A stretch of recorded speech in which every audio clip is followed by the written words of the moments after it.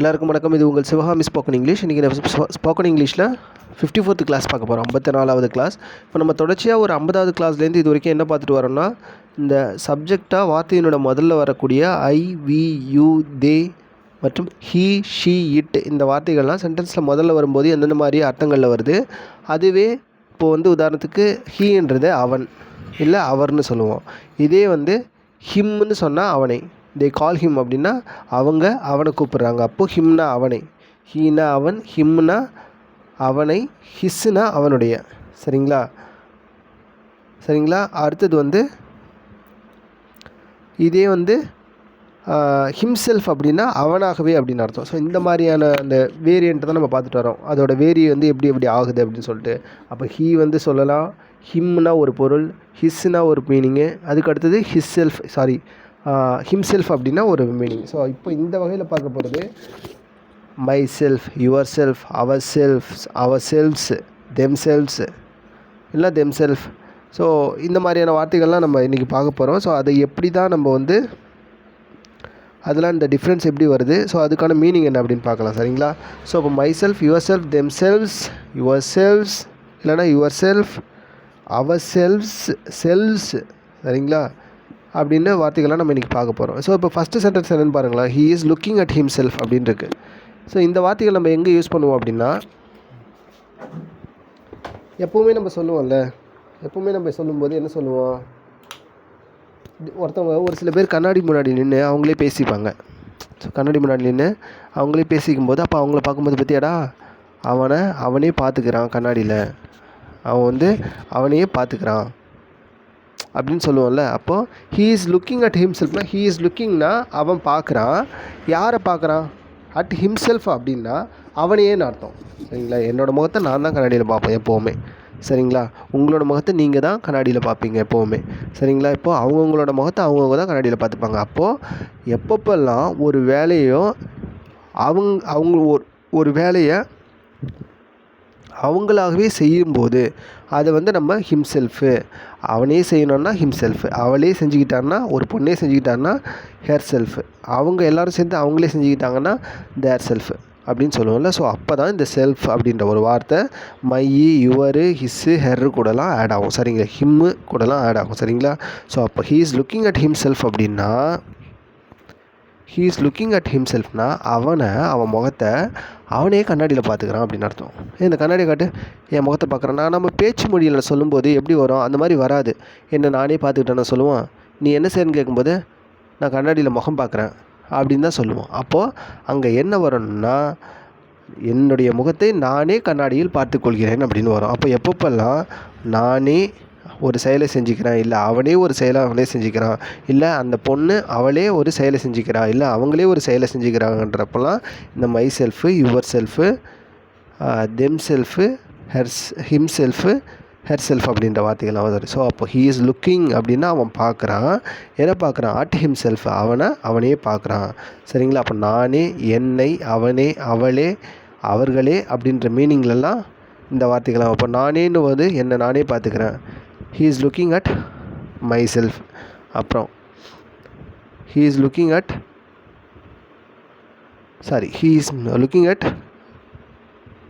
myself இல்லை, I am looking at myself அப்படின்னு வரும்.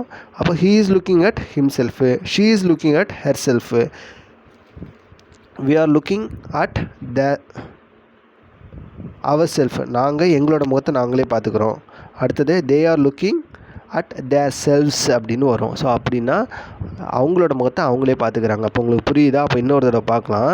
இப்போ நானேன்னும் போது I am looking at myself. சரிங்களா. அவனே அவனோட முகத்தை கண்ணாடியில் பார்க்குறான் அப்படின்னும் போது he is looking at himself, அவனே பார்த்துக்கிறான். அடுத்தது ஷீ இஸ் லுக்கிங் அட் ஹெர் செல்ஃப்னா அவளே பார்த்துக்கிறா. அடுத்தது we are looking at ourselves அப்படின்னு வரும். வி வந்தால் மட்டும் ப்ளூரல், அப்போது செல்வ்ஸ் அப்படின்னு வந்துடும். So we are looking at அவர் செல்வ்ஸ்னால் எங்களை நாங்களே பார்த்துக்குறோம். செல்ஃபி எடுக்கும்போதே நாங்கள் எங்களையே செல்ஃபி எடுத்துக்கிட்டோம் அப்படின்னு சொல்லுவோம்ல, நாங்களே செல்ஃபி எடுத்துக்கிட்டோம். பேச்சு மொழியில் நாங்களே எங்களே அப்படின்லாம் சொல்ல மாட்டோம், இல்லை எங்களை நாங்களே அப்படின்லாம் சொல்ல மாட்டோம். நாங்களே செல்ஃபி எடுத்துக்கிட்டோம், அவ்வளோதான். நாங்களே செல்ஃபி எடுத்துக்கிட்டோம். நாங்களே, அவனே, அவளே, அவர்களே அப்படின்னு சொல்லும்போது அவங்களே அந்த வேலையை செஞ்சுக்கிட்டாங்க, அவங்களே அந்த காம்படிஷன் வந்து ஆர்கனைஸ் பண்ணிக்கிட்டாங்க. சரிங்களா, அவங்களே அந்த வேலையை முடிச்சிட்டாங்க அப்படின்லாம் சொல்லுவோம்ல, அவனே அந்த வேலையை செஞ்சு முடிச்சிட்டான், அதுதான் இது. ஸோ அப்போ ஹீ இஸ் லுக்கிங் அட் ஹிம்செல்ஃப்னா அவனை பார்த்துக்கிட்டான், அவ்வளோதான். சரிங்களா, அப்போ புரியுதா உங்களுக்கு? இங்கே பாருங்கள், அடுத்தது அவன் கண்ணாடியில் அவனை பார்க்கிறான் அப்படின்னு சொல்லும்போது ஹீ இஸ் லுக்டு, சாரி இங்கே லுக்டு வராது, லுக்கிங் அப்படின்னு. ஹீ இஸ் லுக்கிங் அட், அவன் கண்ணாடியில் அவனை பார்க்கிறான். He is looking at himself அப்படின்னு வரும். சரிங்களா, மேலே இருக்கிற அந்த வார்த்தை வந்து தவறானது. அவன் கண்ணாடியில் அவனை பார்க்கிறான் அப்படின்றதுக்கு வந்து he is looking at himself அப்படின்னு வரும். மேலே எழுதிருக்கிறது என்ன எழுதியிருக்கேன்? ஐ looked at myself in the mirror. என்ன நானே பார்த்துக்கிட்டேன் அப்படின்றது தான் ஐ லுக்ட் அட் மை செல்ஃப். அந்த கண்ணாடி கொஞ்சம் கூட நானே முகத்தை கண்ணாடியில் பார்த்துக்கிறேன் அப்படின்னு சொல்லும்போது I looked myself in the mirror. I looked at myself in the மிரர்னால் என்ன? நானே. அப்போ மை செல்ஃப்னால் என்னையவே, நானாகவே அப்படின்னு அர்த்தம். சரிங்களா, ஓகே. ரெண்டாவது சென்டென்ஸ் பாருங்கள். அவளையே கத்தியால் வெட்டிக்கிட்டா. ஒரு சின்ன காய்கறி வெட்டும் போது நான் என்னாச்சு அப்படின்னு கேட்கும்போது, ஒன்றும் இல்லைப்பா, கத்தி வச்சு காய்கறி கட் பண்ணிகிட்டு இருந்தா அவளே கட் பண்ணிக்கிட்டா. அவளோட கத்தியால் அவளே சின்னதாக லைட்டாக கட் பண்ணிக்கிட்டா, ஃபிங்கர்ஸ்லேருந்து ரத்தம் வருது அப்படின்னு சொல்லும்போது, ஸோ அவளையே கத்தியால் வெட்டிக்கிட்டா, சின்னதாக காயம். சரிங்களா, அப்போது எப்படி சொல்லலாம்? She cut himself with a knife. அப்போது சாரி, இது வந்து அவளையே தானே சொன்னான், ஹேர் செல்ஃப், ஹிம்செல்ஃப் வராது, hair self. She cut hair self with a knife. She cut அப்படின்னா அவன் நறுக்கிக்கிட்டா. யாரை? ஹேர் செல்ஃப், அவளையோட ஃபிங்கர்ஸையே இல்லை அவளையே சின்னோண்டு காயம் வர மாதிரி கட் பண்ணிக்கிட்டா. வித் எ நைஃப்னா கத்தியால். சரிங்களா, ஓகே. அடுத்தது பாருங்கள். அவளுக்கு காயம் எதுவும் வரலை, அவளுக்கு அடி எதுவும் படலை அப்படின்னு சொல்லும்போது ஷி டிடின்ட். ஒரு பொண்ணு வந்து வேகமாக நடந்து போயிட்டுருக்கா, இல்லை வேகமாக திடீர்னு ஓடுறா, இல்லை ஒரு வண்டியிலே ஒரு பஸ்லேயே போகிறா, திடீர்னு வண்டியில் போகிறா, சடனாக வந்து டக்குன்னு போட்டுட்டு அவளே ஊந்துடுறா பேலன்ஸ் பண்ண முடியாமல். அப்படின்ற பட்சத்துலலாம் எப்படி சொல்லுவான்? அவள் வண்டி ஓட்டிகிட்டு போனால் தெரியுமா, திடீர்னு அவளே ஊந்துட்டாடா, ஸ்லிப்பாகி அவளே ஊந்துட்டா.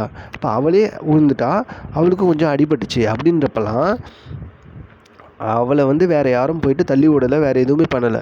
அவளே வண்டியில் ஓட்டிகிட்டு போனால் ஸ்கூட்டியில், இப்போ பேலன்ஸ் பண்ண முடியாமல் திடீர்னு ஊந்துட்டா. அப்போ அவளுக்கு காயத்தை அவளே தான் ஏற்படுத்தி கொண்டா. அந்த மாதிரிலாம் she did hurt herself அப்படின்னா அவள் அந்த காயத்தை அவளாவே ஏற்படுத்திக்கிட்டா.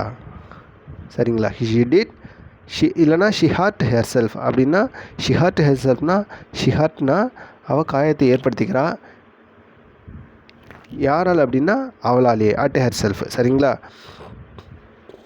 அதுவே அவளுக்கு காயம் எதுவும் வரல, அவளுக்கு அது எதுவும் படலை அப்படின்னு சொல்லும்போது ஷி டிடின்ட் ஹெர் செல்ஃப். வண்டியில் போனப்பா திடீர்னு பேலன்ஸ் பண்ண முடியாமல் விழுந்துட்டா, ஆனால் அவளுக்கு எதுவும் காயம் வரல. She didn't hurt herself. அவளே காயத்தை ஏற்படுத்திக்கலை அப்படின்னு மாதிரி வந்துடும். சரிங்களா, அடுத்தது இங்கே பாருங்கள். ப்ளீஸ் ஹெல்ப் யுவர் செல்ஃப் அப்படின்ற போது ப்ளீஸ் ஹெல்ப் யுவர் செல்ஃப் அப்படின்போது ஒரு பஃபே சிஸ்டம் நடக்குது, எல்லோரும் சாப்பிட்டுட்ருக்கீங்க. ஸோ டக்குன்னு சொல்லுவாங்க, யாருக்காகவும் வெயிட் பண்ணாதீங்க, ப்ளீஸ் நீங்களே உங்களுக்கு ஹெல்ப் பண்ணிக்கங்க, நீங்களே எடுத்து சாப்பிட்டுக்குங்க அப்படின்னு சொல்லும்போது நீங்களே போட்டு நீங்களே சாப்பிட்டுக்குங்க. அதேமாரி உங்களோட நீங்கள் சாப்பிட்ட பிளேட்ஸ்லாம் நீங்களே வாஷ் பண்ணி வச்சுருங்க. ஸோ அப்போது ஹெல்ப் யுவர் செல்ஃப்னு அந்த இடத்துல எழுதிச்சுன்னா அந்த வேலைகளை நீங்களே செய்து கொள்ளுங்கள். சாப்பாடெலாம் லைனாக இருக்குது, பிரியாணிலேருந்து எல்லாமே, வெஜ்ஜிலேருந்து எல்லாமே இருக்குதுன்னு சொல்லும்போது ஸோ அப்போ நீங்கள் போயிட்டு அதெல்லாம் நீங்களே எடுத்து செஞ்சுக்கணும். ஸோ அப்போ அங்கே ப்ளீஸ் ஹெல்ப் யுவர் செல்ஃப்னா ஹெல்ப் யுவர் செல்ஃப் அப்படின்னா நீங்களே உங்களுக்கு எல்லாத்தையும் செஞ்சுக்கோங்க. அப்போ நீங்களே சாப்பாடு போட்டுக்கணும், நீங்களே சாம்பார்லாம் போட்டுக்கணும், நீங்களே பொரியல் வச்சுக்கணும், பிளேட்ஸ்லாம் நீங்களே கழுவி வச்சுக்கணும். ஸோ அப்போ ஹெல்ப் யுவர் செல்ஃப்னா ப்ளீஸ் ஹெல்ப் யுவர் செல்ஃப்னா ப்ளீஸ் ஹெல்ப் யுவர் செல்ஃப் அப்படின்னா நீங்களே உங்களுக்கு உதவி பண்ணிக்கோங்க, நீங்களே உங்களுக்கு உண்டான வேலையை நீங்களே செஞ்சுக்கோங்க அப்படின்னு மீனிங் வரும். சரிங்களா, அதே மாதிரி ப்ளீஸ் ஹெல்ப் ஹிம்செல்ஃப்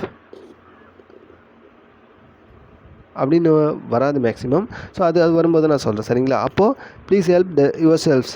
அப்போது யுவர் செல்ஃப் அப்படின்னா அது வந்து ப்ளூரல், சிங்குலர்.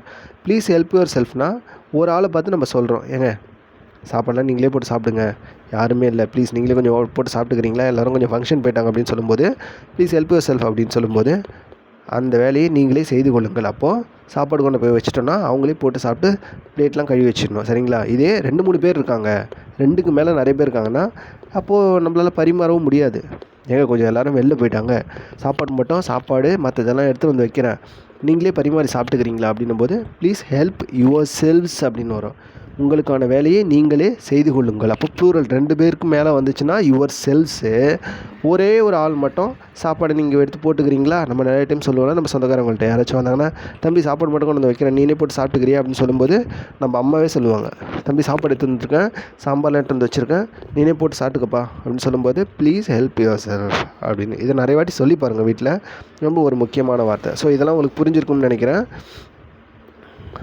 ஓகே, அடுத்தது பார்க்கலாம்.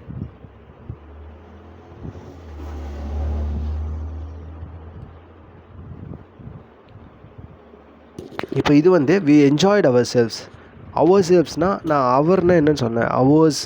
அவர்னா இட் இஸ் அவர் கார் அப்படின்னா நம்முடைய கார்னு வரும், இல்லை எங்களுடைய கார்னு வரும். அவர்ஸ் அப்படின்னா நம்முடையது, எங்களுடையது. இப்போ அவர் செல்ஃப்னால் நாங்களே, இன்னொன்று வந்து எங்களுக்கு எங்களையே, நாங்களாகவே அந்த வேலையை செஞ்சுக்கிட்டோம், அந்த வேலையை நாங்களே செஞ்சுக்கிட்டோம், எங்களுக்கு உண்டானதை நாங்களே செஞ்சுக்கிட்டோம் அப்படின்னு சொல்லுவோம்ல, அதுதான் அவர் செல்ஃப்ஸு. ஸோ அதுக்கு ஒரு நாங்கள் என்ன எழுதி போட்டிருக்கோம், வி என்ஜாய்ட் அவர் செல்ஃப்ஸ்னால் நாங்கள் செம்மையாக என்ஜாய் பண்ணோம். நாங்கள் நேற்று அங்கே அந்த பார்க்கு போனோமா, national park, Kaziranga national park போனோம். அஸ்ஸாமில் இருக்கக்கூடிய காசிரங்கா நேஷ்னல் பார்க் போனோம். அங்கே எங்களுக்கு ரொம்ப சந்தோஷமாயிடுச்சு. அப்போ நாங்கள் செம்மையாக என்ஜாய் பண்ணோம்.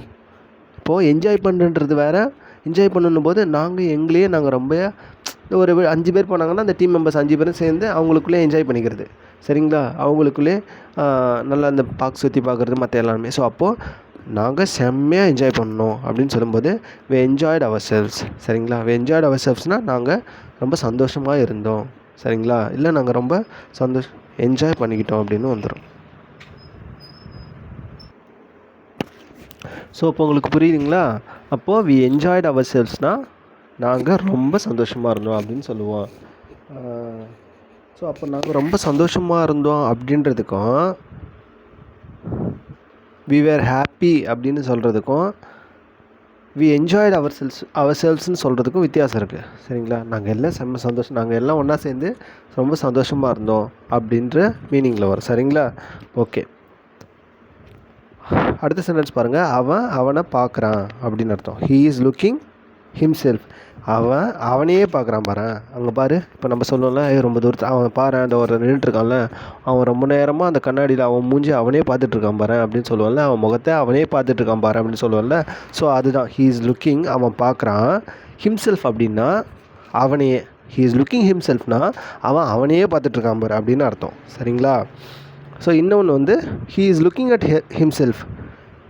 ஹீ இஸ் லுக்கிங் அட் ஹிம்செல்ஃப்னா அவனையே பார்க்குறான்னு அர்த்தம். அவன் பார்க்குறான்னு சொல்லலாம், இல்லை அவன் முகத்தை அவனே பார்த்துட்ருக்கான் பாரு அப்படின்னு சொல்லுவான்ல, அதுதான் he is looking at himself அப்படின்னு அர்த்தம். இன்னொன்று வந்து ஹீ இஸ் லுக்கிங் ஹிம் அப்படின்னா, ஹீ இஸ் லுக்கிங்னா அவன் பார்க்குறான், யாருன்னா அவனை. அப்போ ஹீ இஸ் லுக்கிங் ஹிம் அப்படின்றதுக்கு அவனை பார்க்குறான். He is looking at himself அப்படின்னு வந்துச்சுன்னா அவனையே பார்க்குறான். சரிங்களா? அவனை பார்க்குறான்றதுக்கும் அவனையே பார்க்குறான்றதுக்கும் வித்தியாசம் இருக்குல்ல. ஸோ அதுதான் அந்த ஹிம்செல்ஃபு.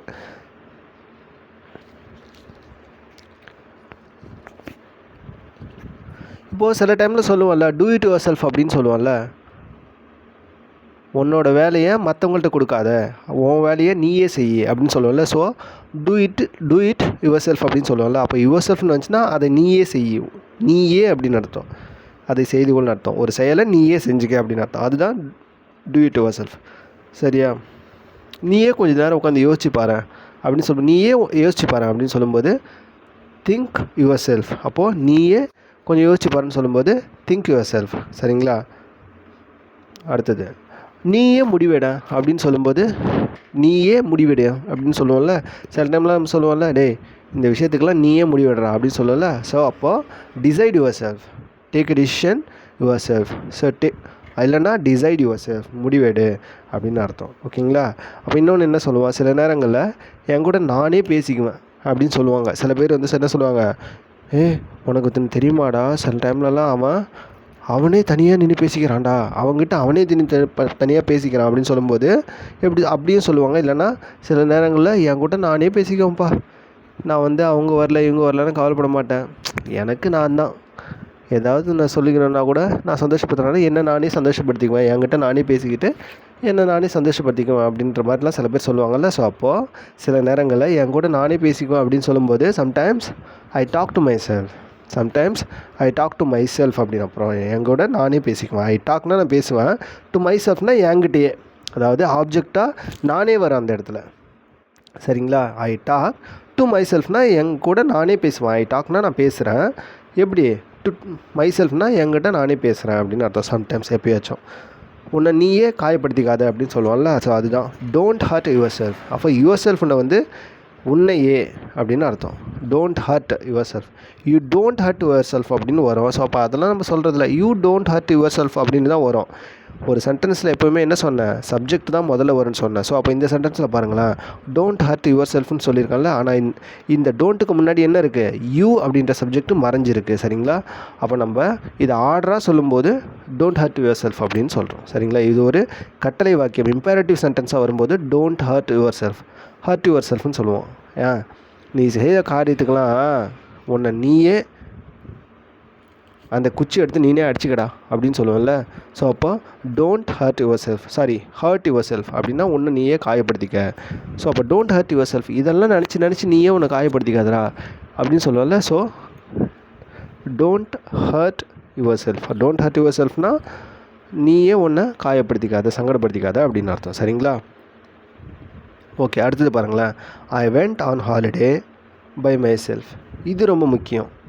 இப்போது தனியாக yourself, ourself, ourselves, himself, herself இதெல்லாம் வரலாம். ஆனால் by myself, by herself, by himself, by themself இதெல்லாம் வரும்போது கொஞ்சம் கவனிக்கணும். என்ன அப்படின்னு பாருங்களேன். ஐ வெண்ட் ஆன் ஹாலிடே, நான் ஹாலிடேக்கு போனேன். பை மை செல்ஃப், பை மை செல்ஃப்னா இங்கே இடத்துல அலோன் அப்படின்னு மீனிங். சரிங்களா? பை மை செல்ஃப்னால் எங்கெங்கெல்லாம் ஒரு சென்டென்ஸில் பை மை செல்ஃப் அப்படின்ற வார்த்தை இருக்கோ அதுக்கெலாம் அலோன் அப்படின்னு அர்த்தம். ஸோ அப்போ அதுக்கான மீனிங் என்னவே, ஐ வெண்ட் ஆன் ஹாலிடேனா நான் ஹாலிடேக்கு போனேன். பை மை செல்ஃப்னா நான் மட்டும் தனியாகவே அப்படின்னு அர்த்தம். So I went on holiday மை செல்ஃப்னா நான் தனியாகவே ஹாலிடேக்கு போனேன், என்னோடய விடுமுறைக்கு நான் மட்டும் தனியாகவே போனேன் அப்படின்னு அர்த்தம். சரிங்களா? ஐ வெண்ட் அலோன் அப்படின்றது தான் அந்த மை செல்ஃபோட மீனிங். சரிங்களா? ஓகே, அடுத்தது பார்க்கலாம்.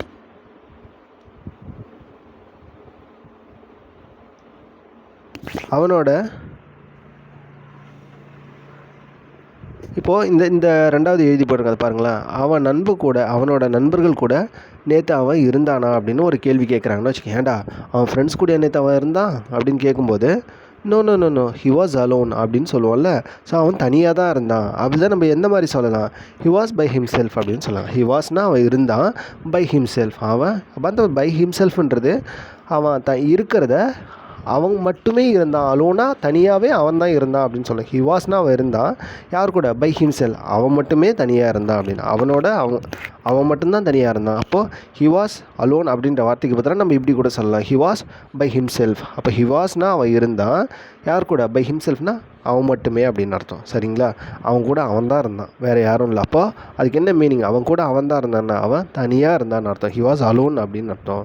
சரிங்களா? ஓகே, புரியுது. அப்போது அவன் நண்பர்கள் கூட நேற்று அவன் இருந்தான் அப்படின்னு கேட்கும்போது இல்லை அவன் தனியாக தான் இருந்தான்னு சொல்கிறது நம்ம எப்படி சொல்லலாம், ஹி வாஸ் அலோன் சொல்லலாம், இல்லை ஹி வாஸ் பை ஹிம்செல்ஃப் அப்படின்னு சொல்லலாம். சரிங்களா? அப்போ பை ஹிம்செல்ஃப்னா மீனிங் உங்களுக்கு புரிஞ்சிருக்குன்னு நினைக்கிறேன். அதுக்கு வந்து அலோன் அப்படின்னு அர்த்தம், அவங்க மட்டுமே அப்படின்னு அர்த்தம். சரிங்களா? இப்போ இதை பாருங்களேன். தே நோ ஈச் அதர் அப்படின்னா தே நோ ஈச் அதர் அப்படின்னு ஒரு சென்டென்ஸ் இருக்குது. They live near each other அப்படின்னு ஒரு சென்டென்ஸ் இருக்குது. இப்போ ஈச் அதர்னா இருவருக்குமே அப்படின்னு அர்த்தம். அவங்களுக்கு தெரியும்.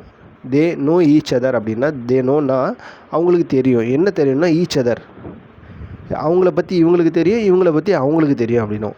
சரிங்களா? இப்போது இதையே நம்ம டோன்ட் வச்சு சொன்னோன்னா தே டோன்ட் நோ ஈச் அதர் அப்படின்னா டேய் ஏன்டா அப்படி சொல்கிற, அவங்க ரெண்டு பேருக்குமே அவங்கள பற்றி இவங்களுக்கோ இல்லை இவங்கள பற்றி அவங்களுக்கோ தெரியாது, அவங்க ரெண்டு பேரும் இது வரைக்கும் பார்த்ததே இல்லை. தே டோன்ட் நோ ஈச் அதர்னா அவங்க ரெண்டு பேருக்கும் அவங்கள பற்றி தெரிஞ்சிருக்காது அப்படின்னு அர்த்தம். தே டோன்ட் நோ ஈச் அதர்னா அவங்க இருவருக்குமே, அதாவது ஒன்றாவது நபரை ரெண்டாவது நபருக்கும், ரெண்டாவது நபரை ஒன்றாவது நபருக்கும் தெரிஞ்சிருக்காது அப்படின்னு அர்த்தம். ஆனால் தே நோ ஈச் அதர் அப்படின்னா தே டோன்ட் நோ ஈச் அதர்னா ஈச் அதர்னா ஒருவருக்கு ஒருவர் அப்படின்னு அர்த்தம். இவரை பற்றி அவரையும், அவரை பற்றி இவரையும். சரிங்களா? தே நோ ஈச் அதர்னா இப்போ ரெண்டு பேரை பற்றியும் ஒவ்வொருத்தவங்களை பற்றியும் ரெண்டு பேருக்கும் தெரியும். தே டோன்ட் நோ ஈச் அதர்னா இவரை பற்றி அவரையும், அவரை பற்றி இவருக்கும் தெரிஞ்சிருக்காது அப்படின்னு அர்த்தம். ஸோ அடுத்தது they live near each other அப்படின்னா இப்போ அவங்க 2 பேருமே தே லிவ்னா அவங்க வசிக்கிறாங்க, அவங்க இருக்கிறாங்க எங்கன்னா ரொம்ப கிட்டத்து தான். ஈச் அதர் பக்கத்தில் அவங்க 2 பேருமே ரொம்ப அருகாமையில் இருக்கிறாங்க. அவங்க எங்கே இருக்கிறாங்கன்னா ரொம்ப பக்கத்தில் இருக்கிறாங்க. தே லிவ் நியர் ஈச் அதர்னால் அவங்க 2 பேருமே பக்கத்தில் தான் இருக்கிறாங்க அப்படின்னு அர்த்தம். அப்போ முதல் நம்பரை இரண்டாவது நபரை முதல் நபருக்கும் தெரியும் அப்படின்ற ஒரு செயலில் ஒற்றுமை இருக்குதுன்னு சொன்னால் நம்ம ஈச் அதர் அப்படின்னு பயன்படுத்தலாம். இப்போ இந்த சென்டென்ஸ் பாருங்கள், தே டோன்ட் நோ ஈச் அதர்னா அவங்க 2 பேருக்கும் ஒருத்தவங்களே இன்னொருத்தவங்களுக்கு தெரியவே வாய்ப்பு இல்லைன்னு அர்த்தம், தெரிஞ்சிருக்காதுன்னு அர்த்தம். அப்போ தே டோன்ட் நோ ஈச் அதர் அப்படின்ற வார்த்தையை நம்ம பயன்படுத்துவோம். இப்போ ரெண்டாவது நான் என்ன சொல்லியிருக்கேன், சம்பத் மற்றும் ஷாஷா இருவரும் ஒருவரை ஒருவர் பார்த்து கொண்டனர் அப்படின்னா இதை நீங்கள் எப்படி சொல்லுவீங்க? Sampath and Shasha looked each other. அப்போது சம்பத்தை ஷாஷா பார்க்குறாங்க, ஷாஷாவை சம்பத் பார்க்குறாங்க. அப்படின்ற பட்சத்தில் தி லுக்டு ஈச் அதர் அப்படின்னா Sampath and Shasha looked each அதர்னால் ஒருத்தவங்களை 2 பேர் நேரடியாக பார்க்குறாங்க. இந்த ஃபைட் சீன்லாம் ஹீரோவும் வில்லனும் நேராக பார்ப்பாங்கல்ல, அந்த மாதிரி இது 2 பேருமே நேராக பார்க்குறது. சரிங்களா? ஓகே. அப்போ இங்கே பாருங்கள், இப்போ இது வரைக்கும் என்னென்ன பார்த்துருக்கோம் நம்மனா, இப்போ மை செல்ஃப்னா என்ன, ஹிம் செல்ஃப்னா என்ன. மை செல்ஃப்னா என்ன, நானாகவே அப்படின்னு அர்த்தம். ஹிம் செல்ஃப்னா என்ன, அவனாகவே, ஒரு செயலை அவனாகவே செஞ்சுக்கிறான். ஹெர் செல்ஃப்னா என்ன, அவளாகவே. தெம் செல்ஃப்னா என்ன, தெம் செல்ஃப்ஸ்னு வரும். தெம் செல்ஃப்னா அவர்களாகவே. சரிங்களா? அடுத்தது அவர் செல்ஃப்ஸ்னால் நாங்களாகவே இல்லை எங்களுக்குள்ளாகவே அப்படின்னு வரும். சரிங்களா? அப்போது அடுத்தது என்ன பார்த்தோம், மீனா என்ன, ஹிம்முனா என்ன, தெம்னா என்னன்னு பார்த்தோம். சரிங்களா? அடுத்தது பை மை செல்ஃப்னா அலோன் அப்படின்னு அர்த்தம். I was by myself in London அப்படின்னா நான் லண்டனில் தனியாக தான் இருந்தேன். I was in London by myself for the past 20 years. நான் லண்டனில் கடந்த 20 வருஷமாக நான் மட்டும் தனியாக தான் இருந்தேன். So I was alone in London for the past 20 yearsன்னு சொல்கிறதுக்கு பதிலாக I was in London by myself for the past 20 years அப்படின்னு சொல்லிக்கலாம். அப்போது by myself, by herself அப்படின்னா அவங்களாம் தனியாக தான் இருக்கிறாங்க, அவங்களாகவே அப்படின்னு தனியாக தான் இருப்பாங்க அப்படின்னு அலோன் அப்படின்ற மீனிங்கில் வரும். ஈச் அதர்னால் ஒருவருக்கு ஒருவர் தெரிஞ்சிருக்கும் அப்படின்னு அர்த்தம். சரிங்களா? உனக்கு ஒன்று தெரியுமா, we made for each other அப்படின்னு சொல்லுவாங்கள்ல. இவங்க தான் நான் மேட் ஃபார் ஈச் அதர்னா அப்படியே ஒவ்வொருத்தவங்களும் புரிஞ்சுக்கிட்டு ரொம்ப ஃபிட்டாக இருக்கிறது. இவங்கள பற்றி அவங்களுக்கு தெரியும், அவங்கள பற்றி இவங்களுக்கு தெரியும். ஸோ அந்த மாதிரி டைமில் நம்ம மேட் ஃபார் ஈச் அதர் அப்படின்ற வார்த்தையை பயன்படுத்தணும். அப்போ செல்ஃப்னு வந்துச்சுன்னா என்னென்னா myself, himself, herself, themself, ourself அப்படின்னு வந்துச்சுன்னா அவர்களாகவே அப்படின்ற மீனிங்கில், அவர்களாகவே, நாங்களாகவே, அவனாகவே, அவளாகவே அப்படின்ற மீனிங்கில் வரும். ஸோ இதுதான் நம்ம பார்த்தோம். ஸோ இதுவும் ரொம்ப முக்கியமான வார்த்தை. இதெல்லாம் நிறைய இடத்துல வரும். ஸோ இதெல்லாம் தெரிஞ்சுக்கங்க. இனிமேல் நம்ம நெக்ஸ்ட் கிளாஸில் பார்க்கலாம். ஓகேங்களா? Bye, take care. We will meet tomorrow class. Thank you. Bye, take care.